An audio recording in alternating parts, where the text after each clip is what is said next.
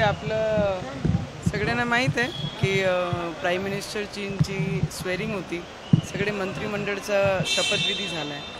तर त्याकरिता आपण गेलो होतो आणि भारतीय जनता पार्टीची कार्यकर्ता म्हणून मी आहे, त्याकरिता गेली होती. कशा पद्धतीने पुढील वाटचाल असणार आहे? तुम्हाला हायकमांड म्हणजे दिल्लीवरून बोलावणं आलं होतं अशी माहिती आमच्याकडे मिळते आहे. काय चर्चा झाली? अमित शहांची भेट झाली का? मला मी तुम्हाला एवढंच सांगू शकते की दिल्लीमध्ये मी गेल्या 5 वर्ष ज्या पद्धतीने काम केलं आहे, मला वाटते की दिल्लीमध्ये जाणं हा काही नवल नाही आहे आणि दिल्ली आताही नाही, नंतरही सुद्धा आम्ही जाणार येणार राहणारच आमचं. पण आमच्यासाठी महत्त्वाचं आहे की हारूनही आम्ही जिंकलो आहे की आमच्या देशाचे प्रधानमंत्रींनी शपथ घेतली आहे. मी जरी हारली पण आमची भावना तिथे जेव्हा मोदीजी शपथ घेत होते ते आम्ही जिंकलोच आहे. तुम्हाला आता राज्यात काम करायला आवडेल की दिल्लीत राज्यसभेत वगैरे? हे पहा, मी ज्या पद्धतीने माझ्या क्षेत्रासाठी काम केलं, 2019मध्ये माझ्या लोकांनी मला ॲज अ निर्दलीय इंडिपेंडंट पार्लमेंटला रिप्रेझेंट करण्यासाठी पाठवलं. मला अजून कळलं नाही आहे की माझी जनताने मला का थांबवलं इथे आणि कुठे काम करणं आवडन हे तर नंतरच आपण. पण little bend is never end, हे गोष्टी तर आपण सगळ्यांना चांगल्या पद्धतीने माहीत आहे, ते एंड नाही आहे.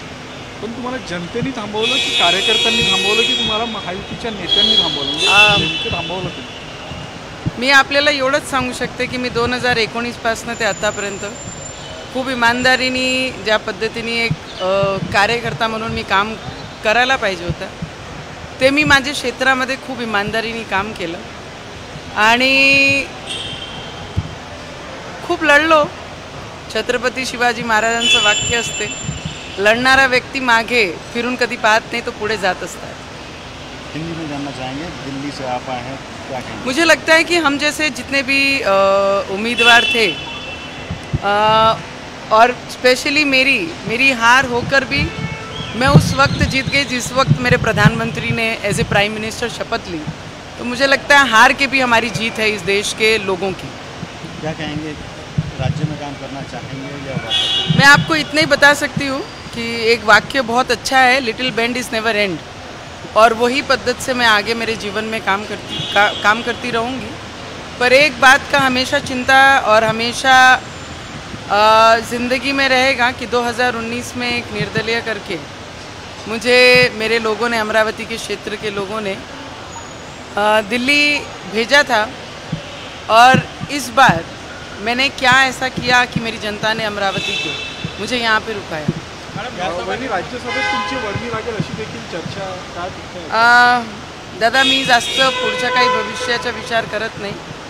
आज ऐसे भारतीय जनता पार्टीची एक कार्यकर्ता म्हणून मी माझ्या क्षेत्राचे आजूबाजू जेवढेही जिल्हे आहेत, येणाऱ्या काळामध्ये कशा पद्धतीने आमच्या नेत्यांसोबत सगळ्यांसोबत बोलून पुढची वाटचाल आपण कशी केली पाहिजे त्याच्यासाठी तयारी करू. हायकमांडचं मी आपल्याला एवढंच सांगू शकते, मी आता एक पक्षाची, भारतीय जनता पार्टीची कार्यकर्ता आहे आणि आमचे नेते, पण मी एवढंच सांगू शकते की SC STचं आरक्षण कापून जर कोणतंही राज्य दुसरे समाजाला जर आरक्षण देत असेल तर मी SC ST सोबत उभी राहीन, कारण मी स्वतः मागासवर्गीय समाजाला बिलॉंग करते.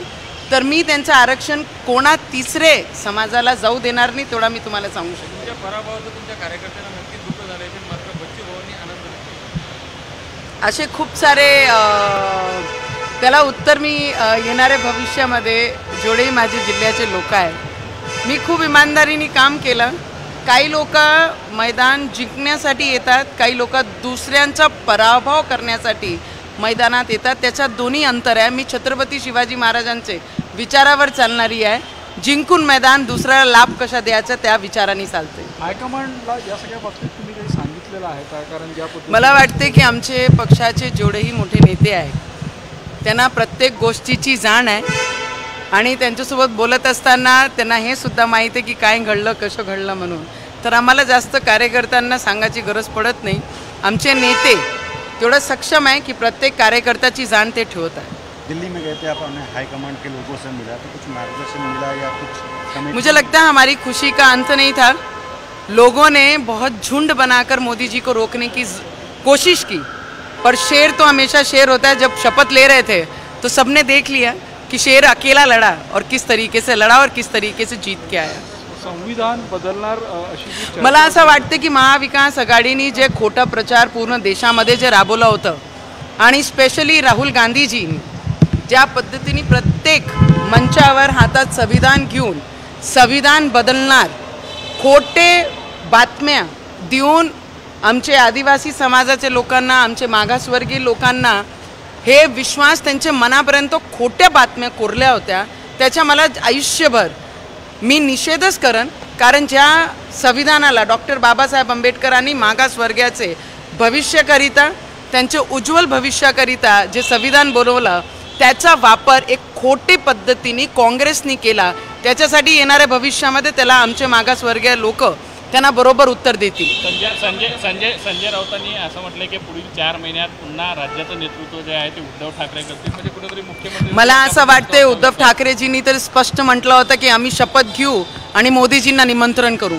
तर दिवसात स्वप्न घेणारे उद्धव ठाकरे आणि त्यांचे पोपट ते आहे. त्यांना माहीत आहे कोणी आता शपथ घेतलेली आणि येणाऱ्या भविष्यामध्ये महाराष्ट्राची जनता ज्या पद्धतीने काम केलं, या लोकसभामध्ये ज्यांनी प्रतिसाद दिलं, पर्सेंटेज ऑफ वोट जे या महाराष्ट्रामध्ये दिसला आहे तर ते स्पष्ट. त्याच्यामध्ये पोपटाची ऐकण्याची आणि उद्धव ठाकरे ज्या पद्धतीने ज्या आवाजाने बोलत होते की मोदींना आम्ही निमंत्रण करू, त्यांनी पाहून घेतलं की मोदी शेरी आहे.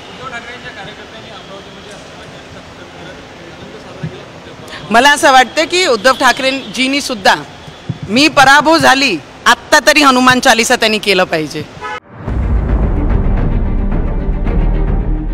CEN न्यूज, देश प्रदेश की ताजा तरीन खबरों के लिए CEN न्यूज को सब्सक्राइब करें और रहें पल पल की खबर से हर पल बाखबर.